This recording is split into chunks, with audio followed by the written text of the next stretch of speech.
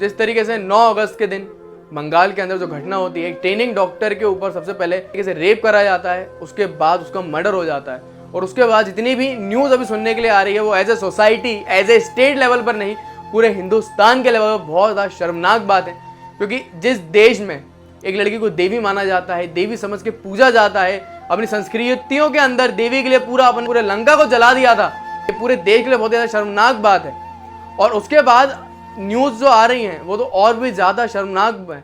सबसे पहले हमें ये बताया जाता है जो उसके पेरेंट्स जो थे विक्टिम के, कि आपकी लड़की ने सुसाइड कर लिया गया है, जबकि प्रॉपर पोस्टमार्टम में क्लियर रिपोर्ट थी कि उसकी आंखों से खून निकल रहा था, उसकी पूरी हड्डियां तोड़ दी गई थी, उसकी पूरी पेल्विक बोन तक तोड़ दी गई थी, उसके बॉडी में कोई भी कपड़ा नहीं था। ये एक मेडिको तो छोड़ो, कोई नॉन मेडिको जो मेडिकल फील्ड से है भी नहीं, वो भी उसकी बॉडी को देख के बता देता उस समय कि नहीं, कोई एक सुसाइड केस नहीं है, यहाँ पे कुछ गड़बड़ है।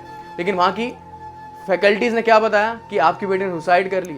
बंगाल में ये किसको छुपाया जा रहा था, कौन वहाँ का मेन कल्प्रिट था? जो वहाँ की गवर्नमेंट थी, वहाँ की फैकल्टीज थी, उसको छुपा रही थी। ना सिर्फ ये, इतना सब होने के बावजूद वहाँ का प्रिंसिपल क्या बोलता है, इतनी रात को वो लड़की सेमिनार हॉल में करने ही क्या गई थी? जब एक डॉक्टर पूरी तरीके से ड्यूटी करता है, दिनों रात वो शिफ्ट करके ड्यूटी कर रही थी, सेवा कर रही थी पेशेंट्स की, उसके बाद जब वो रेस्ट करने के लिए वो सेमिनार हॉल में जाती थी।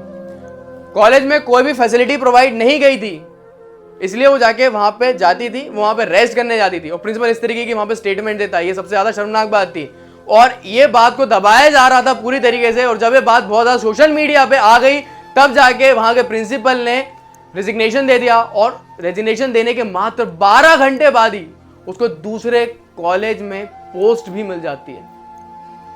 ना सिर्फ ये, जो मेन कल्प्रिट बताया जा रहा है वो वहां के पुलिस की चौकी जो होती है कॉलेज में, वहां पे वॉलंटियर था। एक नॉर्मली, आज मैं इंटर हूं मेरे कॉलेज में, मेरे दोस्त बाहर रहते हैं पीजीज में, किराए के घर में वो रहते हैं, तो उनके पूरे डॉक्यूमेंट सबसे पहले वो किराए घर देते हैं तो मांगते हैं कि भाई आप क्या करते हो, आपका बैकग्राउंड क्या, पूरे डॉक्यूमेंट्स मांगे जाते हैं। और एक ऐसे बंदे को वहां पे वॉलंटियर बना के रखा गया जिसका ऑलरेडी बैकग्राउंड बहुत ज्यादा खराब था, उस पर ऑलरेडी केस चल रहे थे, वो अपनी बीबी को मारता था, गलत तरीके का व्यवहार वो करता था, रिश्वत के केस उस पर ऑलरेडी लगे हुए थे, और ऐसे आदमी को वहां पे एक पुलिस का वॉलंटियर बना के खड़ा गया था। और फिर वहां की पुलिस क्या बोलती है बंगाल की, कि लोग हम पे ट्रस्ट नहीं करते। हिंदुस्तान में अभी 4 करोड़ से भी ज्यादा रेप केस पेंडिंग है, उनको अभी तक न्याय नहीं मिला है। फिर अपना जस्टिस सिस्टम क्या बोलता है हिंदुस्तान का, कि आप हम पे बिलीव नहीं करते, तो अपना सिस्टम इस तरीके का चल रहा है। 15 अगस्त के दिन उस हॉस्पिटल में रात में 3000 से भी ज्यादा लोगों ने अटैक करा, ताकि वहां के जितने भी एविडेंस थे वो मिटाए जा सके। जो डॉक्टर पीसफुली तरीके से वहां पे प्रोटेस्ट चल रहा था, डॉक्टर ने कोई हिंसा नहीं करी, नॉर्मल तरीके से पूरे हिंदुस्तान में प्रोटेस्ट चल रहा था, लेकिन उसके खिलाफ 3000 से भी ज्यादा लोग वहां पे घुसे। ना सिर्फ घुसे, गर्ल्स हॉस्टल के अंदर जाने की कोशिश कर रहे थे, वहां के डॉक्टर्स को उन्होंने मारा, पेशेंट्स को उन्होंने मारा, जितने भी एविडेंस थे वो जला दिए गए। और 15 अगस्त से भी पहले जिस जगह पे घटना हुई थी उसके पास में रेनोवेशन का काम चालू कर दिया गया था।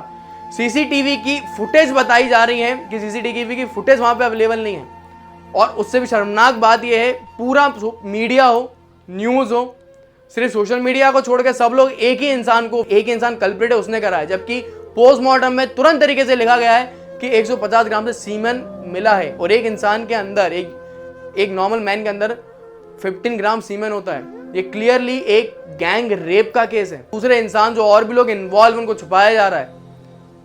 तो ये गवर्नमेंट, ये पूरा सिस्टम आखिर किस इंसान को, एक इंसान को बचा रहा है? उतना सब होने के बावजूद अभी कुछ दिनों पहले एक बार और न्यूज आई, उत्तराखंड के अंदर एक नर्स ड्यूटी करके घर जा रही थी, तब उसका रेप हो गया। इस प्रोटेस्ट करके घर जा रही थी, उसका रेप हो गया। और निर्भया कांड के बाद ये केसेस लगातार बढ़ते जा रहे हैं। जितने भी डॉक्टर हैं, हम सिर्फ एक ही चीज चाहते हैं, ये जो पूरा केस है इसको सीरियस तरीके से हैंडल करा जाए, और जितने भी आरोपी हैं जो इन चीजों में इन्वॉल्व हैं उन सब पे कड़ी कार्रवाई हो। उसके अलावा रिसेंट में जितने भी हिंदुस्तान के अंदर डॉक्टर के ऊपर जो मारपीट हो रही है, जो वायलेंस हो रहा है, उसके ऊपर भी एक सख्त कानून बनाया जाए। ऑन ड्यूटी डॉक्टर को मारने के लिए एक कानून बनाया जाए, उसके ऊपर पेनल्टी ठोकी जाए, उसको सख्त उसके ऊपर कानून बनाया जाए। और ये सिर्फ एक मेडिको का रेप केस नहीं है, मेडिको से पहले वो एक लड़की है, और ये रेप केस हिंदुस्तान में बढ़ते जा रहे हैं। दूसरे देशों में अगर आप जाएं, अरब कंट्रीज के अंदर रेप विक्टिम को सरेआम खड़ा कर दिया जाता है, लोगों को पत्थर दे दिए जाते हैं कि मारिए आप इन्हें। इस तरीके से वहां पे जस्टिस होता है।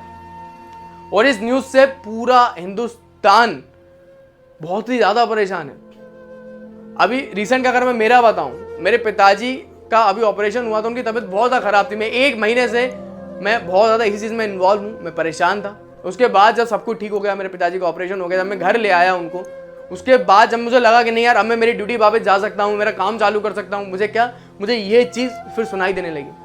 आज एक बच्चा डॉक्टर बनने के लिए यार 9 से पढ़ता है, 11 12 से कोचिंग लेता है, 2 ड्रॉप लेता है, फिर जाके वो नीट निकाल के डॉक्टर बनता है। फिर 5 साल पढ़ाई करने के बाद फिर वो पीजी के लिए और तैयारी करता है, फिर वो पीजी करता है, 3 साल पीजी के बाद फिर वो और डीएम एमडी करता है, 10 से 15 साल इसी फील्ड में देता है ताकि वो आगे जाके पेशेंट्स का ट्रीटमेंट कर पाए, देश की सेवा कर पाए। और अंत में उसे क्या मिलता है? डॉक्टर के ऊपर पूरे हिंदुस्तान में वायलेंस हो रहा है, मारा जा रहा है, ऑन ड्यूटी डॉक्टर्स को मारा जा रहा है, रेप के केस बढ़ते जा रहे हैं हिंदुस्तान में। और यही वो न्यू इंडिया है जिसके लिए हमने अपनी गवर्नमेंट को लेके आए हैं।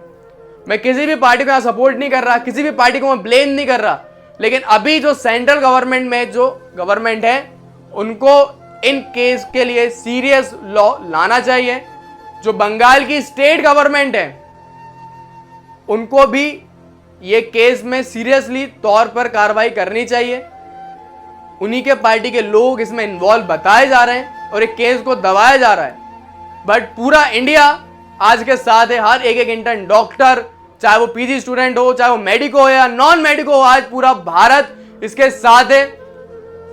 और मैं आप सभी लोगों से एक ही चीज बोलना चाहता हूं, आप चलो कैंडल मार्च में नहीं जा पा रहे, कोई बात नहीं, आप कम से कम इंस्टा पे स्टोरी डाल सकते हैं, आप इंस्टा पे पोस्ट डाल सकते हैं, आप किसी भी तरीके से आप सपोर्ट कर सकते हैं। अगर आप ये भी नहीं कर सकते कोई बात नहीं, आपस में आपके जो जूनियर्स हैं आप उनसे बात कर सकते हैं, अपनी दोस्तों से आप बात कर सकते हैं। इस केस को दबने अपन को नहीं देना है। मुझे पता है सब लोग परेशान है अपनी लाइफ से यार, मेरी पर्सनल लाइफ में बहुत कुछ चल रहा है, चाहे वो फैमिली हो या मेरी खुद की पर्सनल लाइफ हो, आपकी पर्सनल लाइफ में बहुत कुछ चल रहा होगा, लेकिन अपन अपनी पर्सनल लाइफ के चलते हुए इस केस को इग्नोर नहीं कर सकते।